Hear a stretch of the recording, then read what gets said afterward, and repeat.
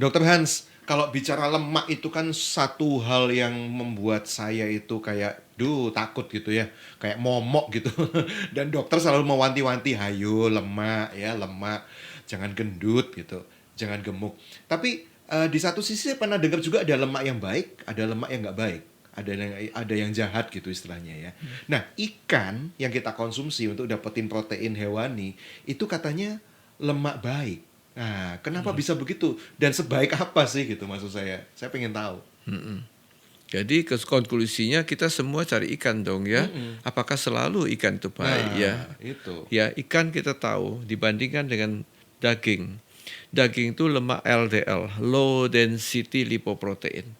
Dan ikan itu HDL, high density lipoprotein. Ikan laut itu ada lemaknya, bahkan dikatakan lemaknya ikan itu minyak omega 3 di sana.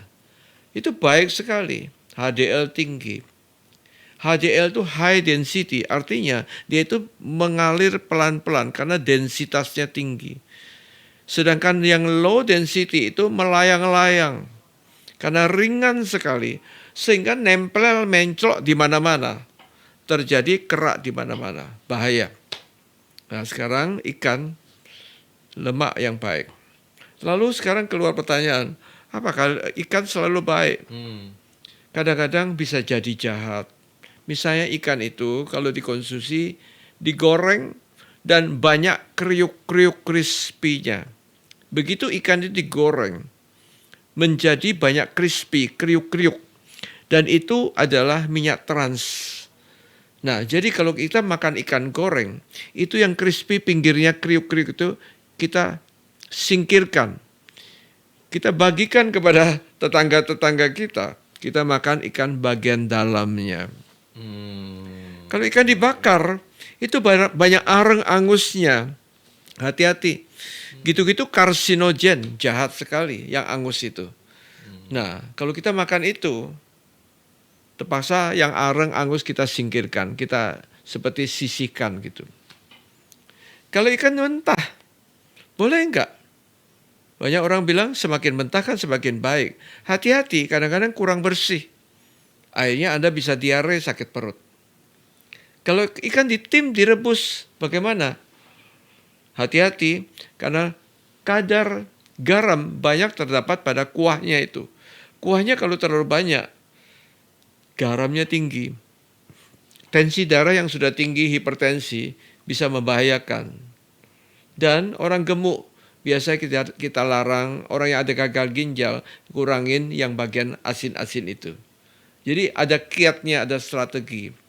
Kalau kita mengerti cara begini, kita bisa menikmati ikan dan menjadi semakin sehat. Iya. Jadi kesimpulan saya belum tentu ya ikan ini akan menjadi baik gitu atau Ya, menyehatkan. tergantung cara mengolahnya. Memasaknya ya. Ya. Oke. Nah, satu lagi, Iya. ikan diolah itu bahaya, ikan yang sudah diproses. Nah, kita sering dapatkan ikan itu dalam bentuk packing ya. Kalengan, kotaan, bungkusan. Ikan di kaleng apa? Misalnya sarden kaleng. Yang sudah dibungkusan apa? Misalnya bandeng asap, bandeng presto.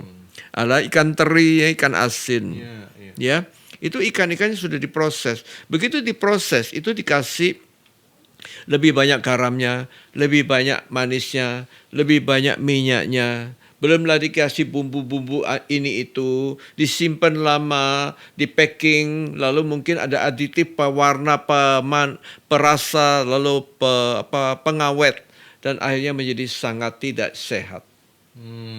Iya. Jadi yang sehat gimana dok ya di Fresh, fresh gitu ya. masak, olah dengan benar, Ya. nikmati dengan benar. Yang crispy kasih ke saya. Bukan, kasih ke kucing aja deh. Karena saya nggak mau dah.